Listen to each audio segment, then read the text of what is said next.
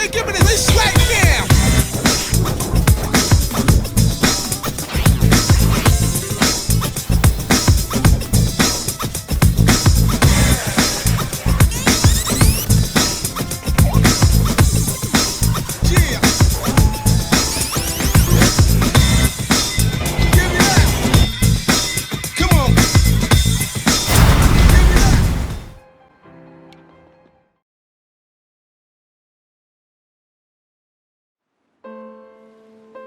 Dear Esther, the morning after I was washed ashore, salt in my ears, sand in my mouth, and the waves always at my ankles, I felt as though everything had conspired to this one last shipwreck. I remembered nothing but water, stones in my belly and my shoes, threatening to drag me under to where only the most listless of creatures swim.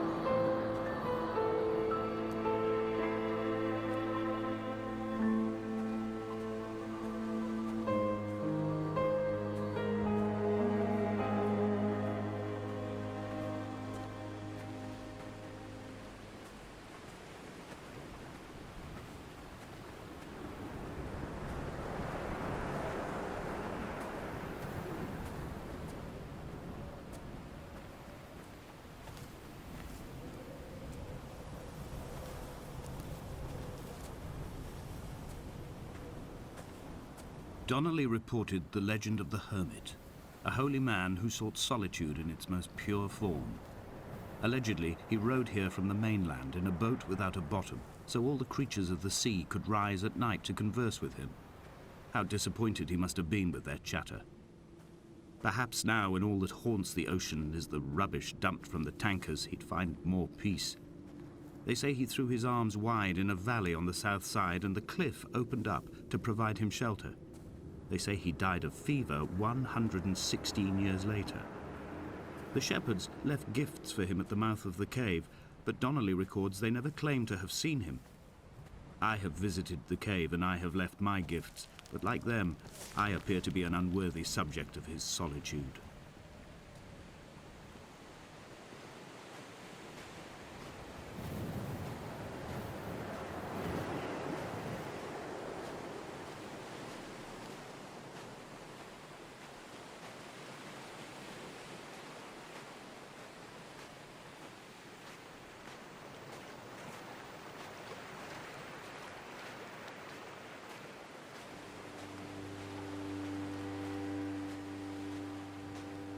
When you were born, your mother told me, a hush fell over the delivery room.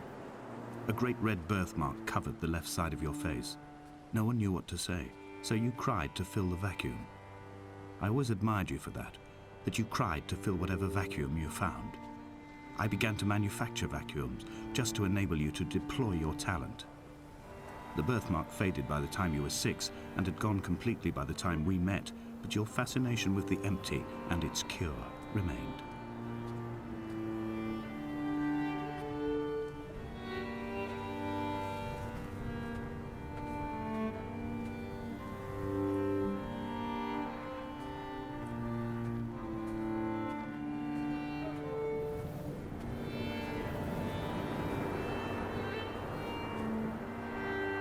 Donnelly's book had not been taken out from the library since 1974.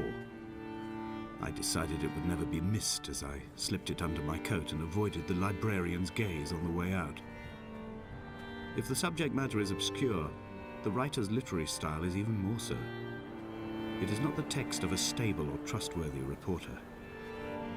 Perhaps it is fitting that my only companion in these last days should be a stolen book written by a dying man.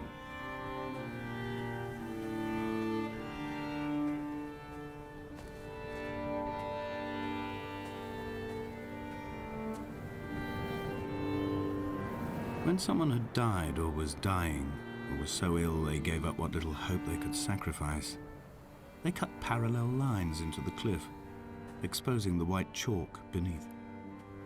You could see them from the mainland or the fishing boats, and know to send aid or impose a cordon of protection, and wait a generation until whatever pestilence stalked the cliff paths died along with its hosts. My lines are just for this, to keep any would-be rescuers at bay. The infection is not simply of the flesh.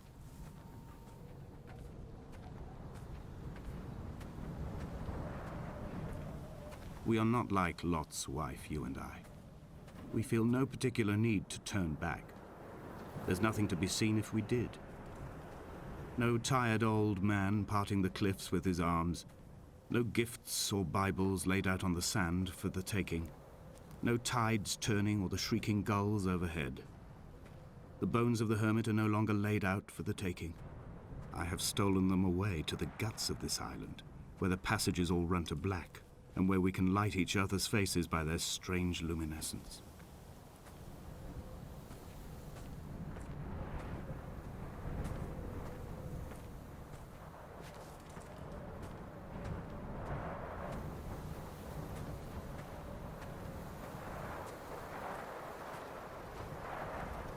Dear Esther, I met Paul.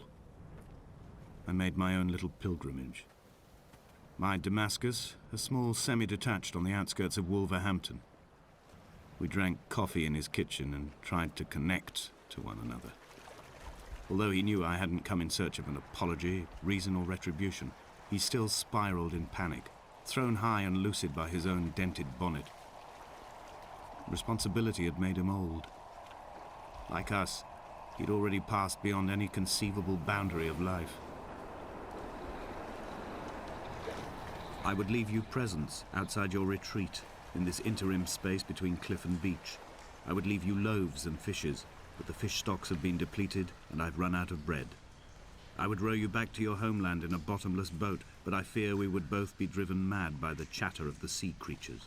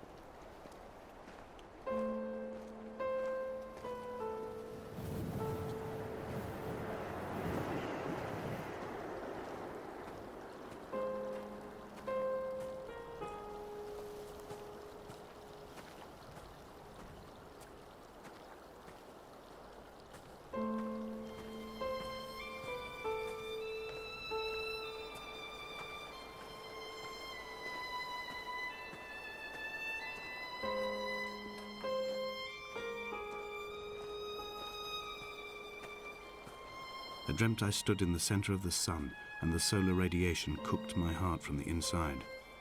My teeth will curl and my fingernails fall off into my pockets like loose change. If I could stomach, I'd eat, but all I seem capable of is salt water. Were the livestock still here, I could turn feral and gorge. I'm as emaciated as a body on a slab, opened up for a premature source of death. I've rowed to this island in a heart without a bottom, all the bacteria of my gut rising up to sing to me.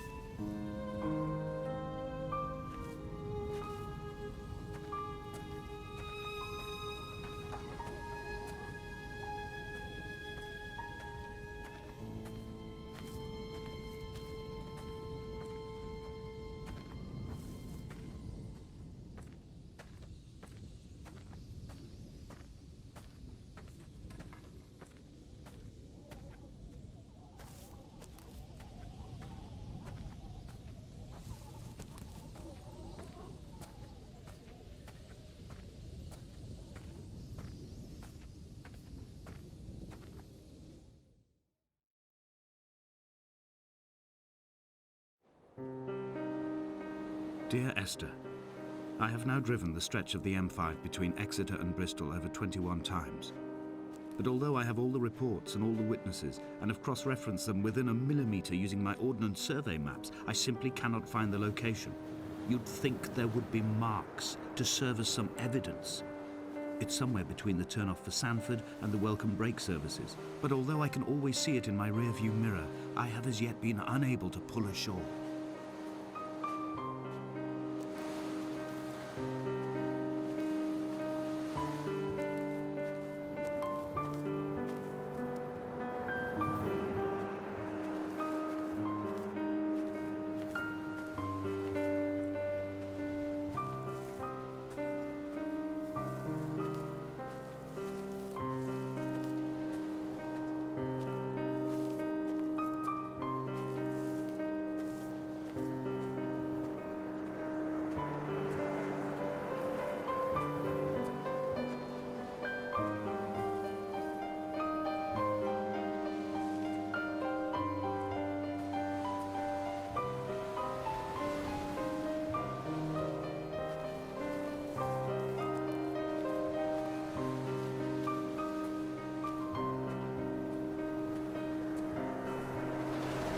All night the boy has kept me lucid.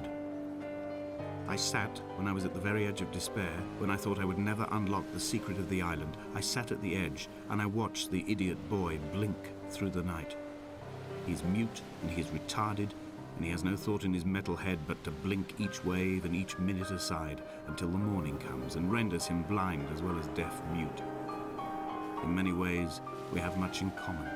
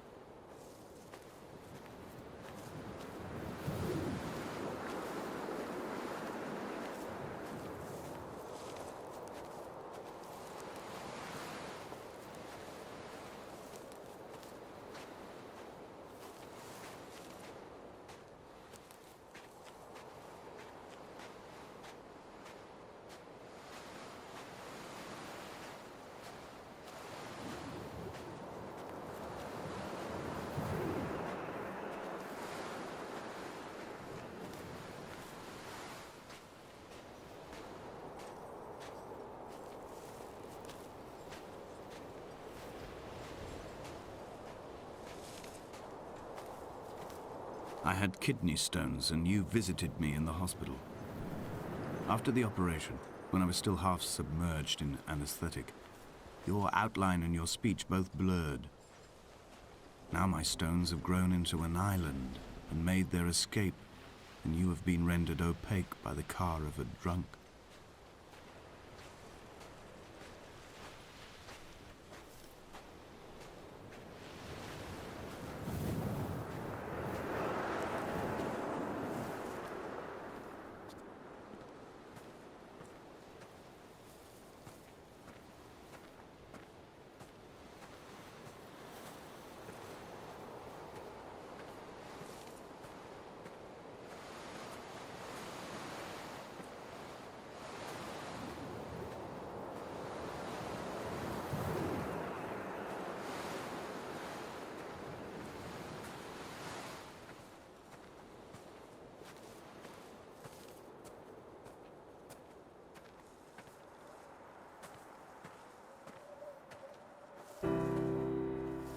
I've begun my ascent on the green slope of the western side. I've looked deep into the mountain from the shaft, and understood that I must go up and then find the way under. I will stash the last vestiges of my civilization in the stone walls and work deeper from there. I'm drawn by the aerial and the cliff edge. There is some form of rebirth waiting for me there.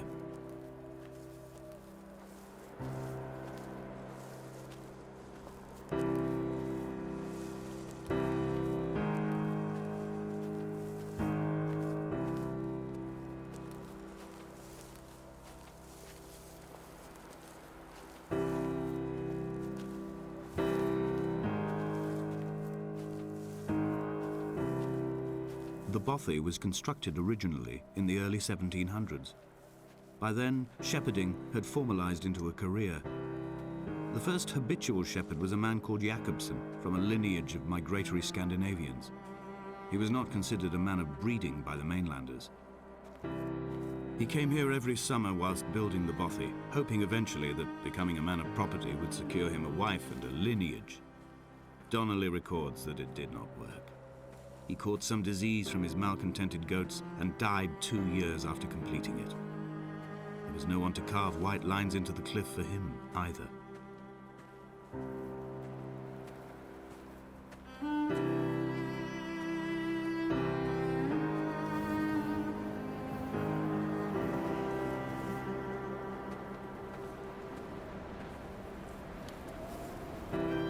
Three cormorants seen at dusk. They did not land. This house built of stone, built by a long-dead shepherd. Contents: my camp bed, a stove, a table, chairs, my clothes, my books. The caves that score out the belly of this island, leaving it famished. My limbs and belly famished. This skin, these organs, this failing eyesight. When the battery runs out in my torch, I will descend into the caves and follow only the phosphorescence home.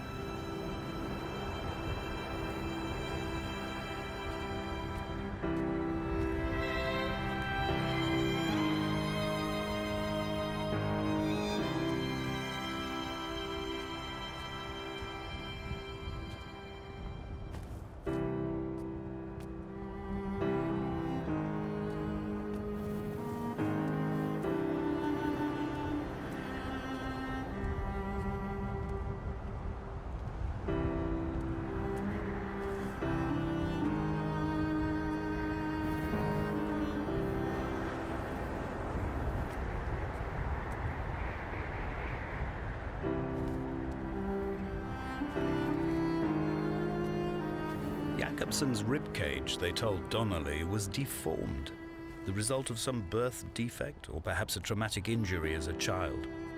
Brittle and overblown it was, and desperately light. Perhaps it was this that finally did for him, unable to contain the shattering of his heart. In half-light, his skeleton a discarded prop, a false and calcified seabird.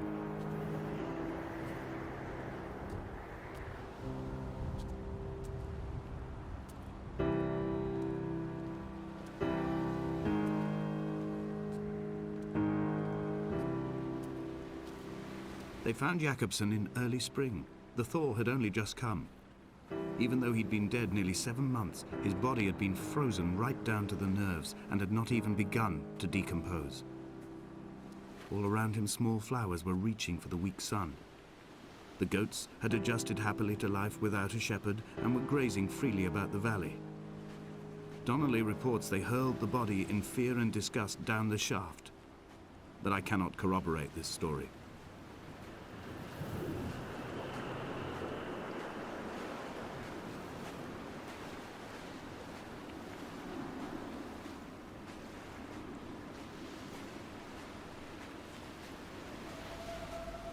Climbing down to the caves, I slipped and fell and have injured my leg. I think the femur is broken. It is clearly infected. The skin has turned a bright, tight pink, and the pain is crashing in on waves, winter tides against my shoreline, drowning out the ache of my stones. I struggled back to the bothy to rest, but it has become clear that there is only one way this is likely to end. The medical supplies I looted from the trawler have suddenly found their purpose. They will keep me lucid for my final ascent.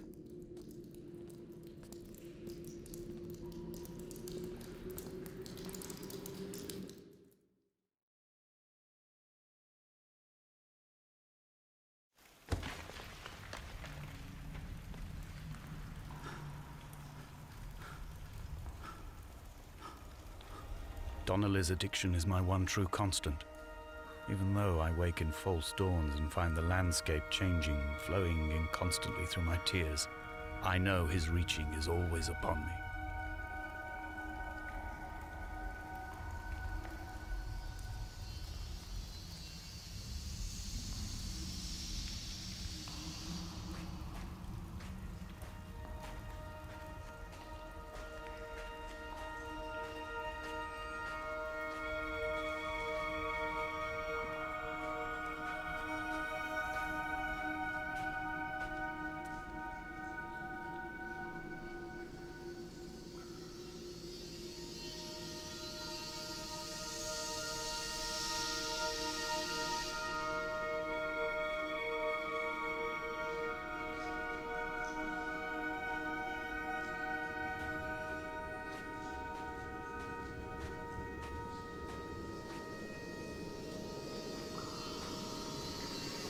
I first saw him sat by the side of the road.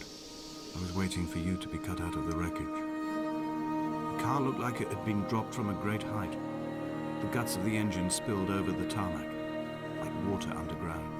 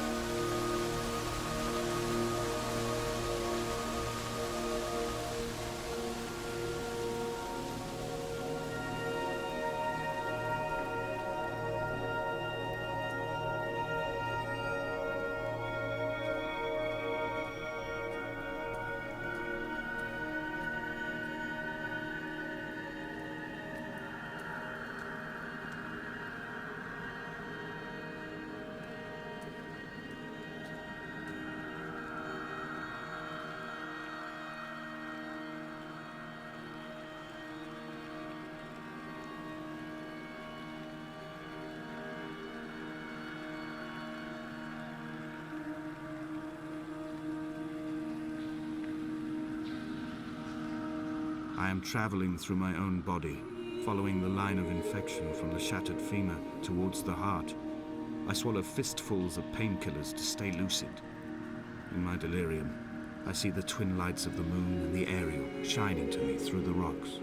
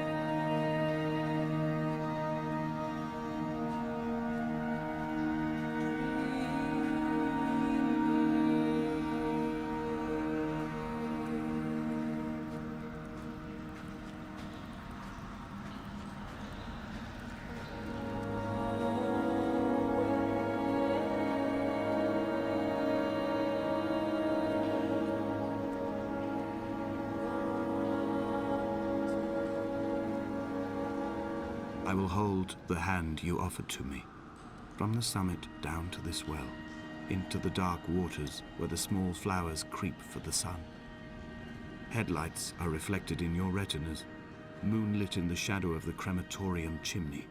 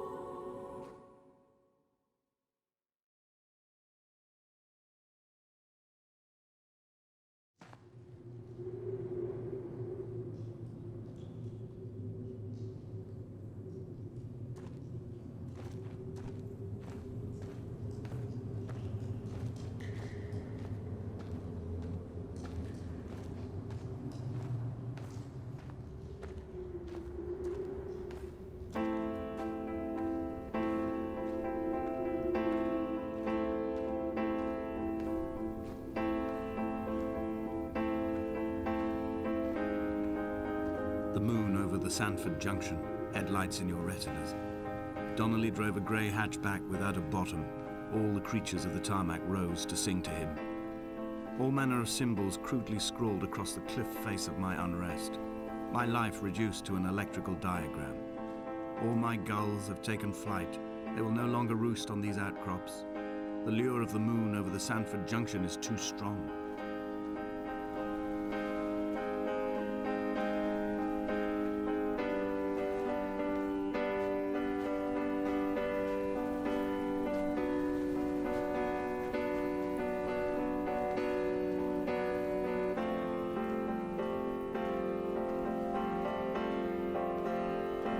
Dear Esther, I find each step harder and heavier.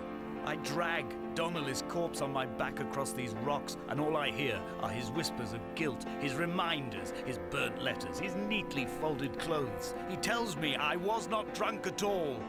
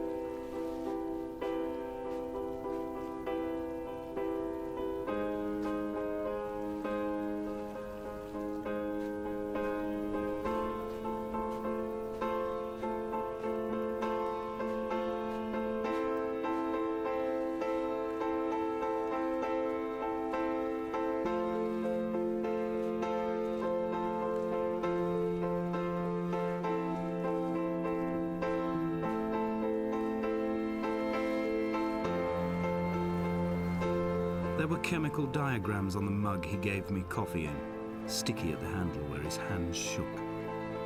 He worked for a pharmaceutical company with an office based on the outskirts of Wolverhampton.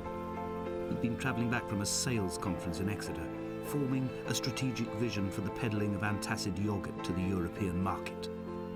You could trace the connections with your finger, join the dots, and whole new compounds would be summoned into activity.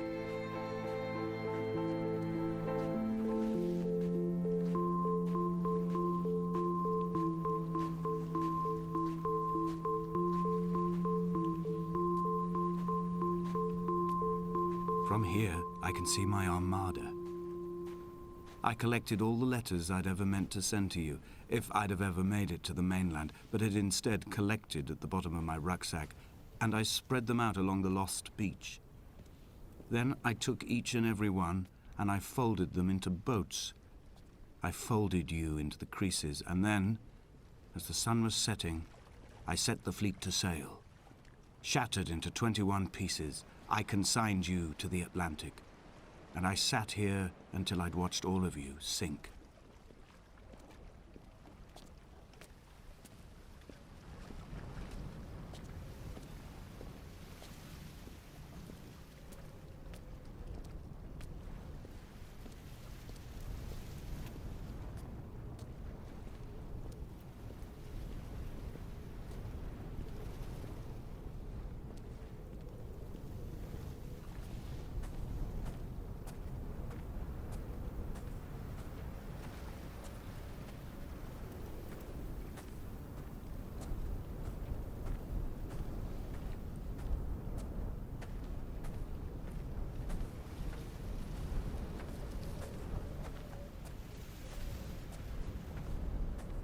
When Paul keeled over dead on the road to Damascus, they resuscitated him by hitting him in the chest with stones gathered by the roadside. He was lifeless for 21 minutes, certainly long enough for the oxygen levels in his brain to have decreased and caused hallucinations and delusions of transcendence. I'm running out of painkillers, and the moon has become almost unbearably bright.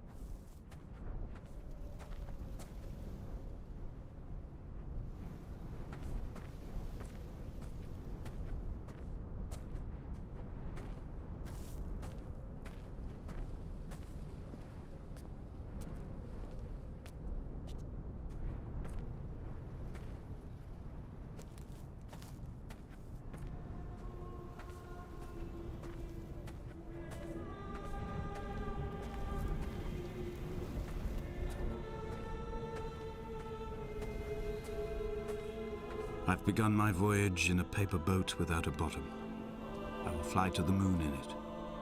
I've been folded along a crease in time, a weakness in the sheet of life. Now you've settled on the opposite side of the paper to me. I can see your traces in the ink that soaks through the fiber, the pulped vegetation. When we become waterlogged and the cage disintegrates, we will intermingle.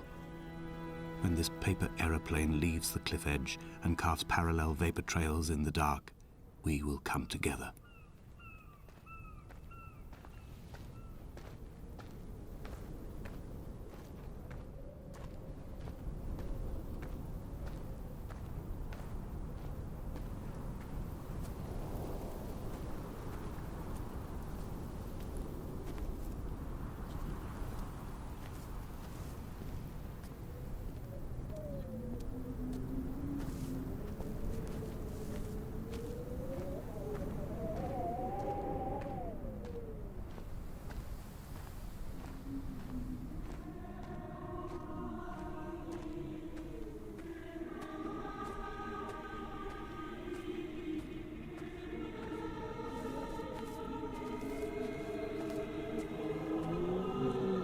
If only Donnelly had experienced this, he would have realized he was his own shoreline, as am I.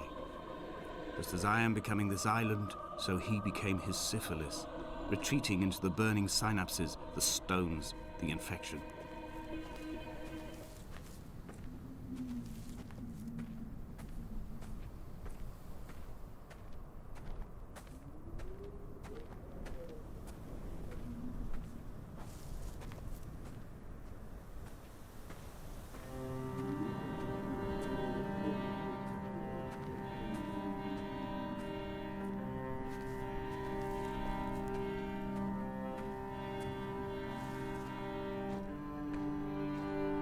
Bent back like a nail, like a hangnail, like a drowning man clung onto the wheel, drunk and spiraled, washed onto the lost shore under a moon as fractured as a shattered wing. We cleave, we are flight and suspended, these wretched painkillers, this form inconstant. I will take flight, I will take flight.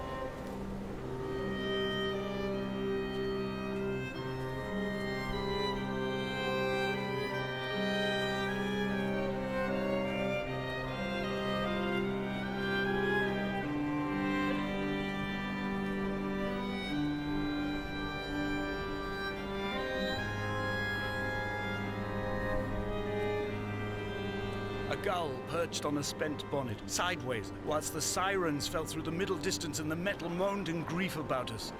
I'm about this night in walking, old bread and gull bones, old Donnelly at the bar gripping his drink, old Esther walking with our children, old Paul as ever, old Paul. He shakes and he shivers and he turns off his lights alone.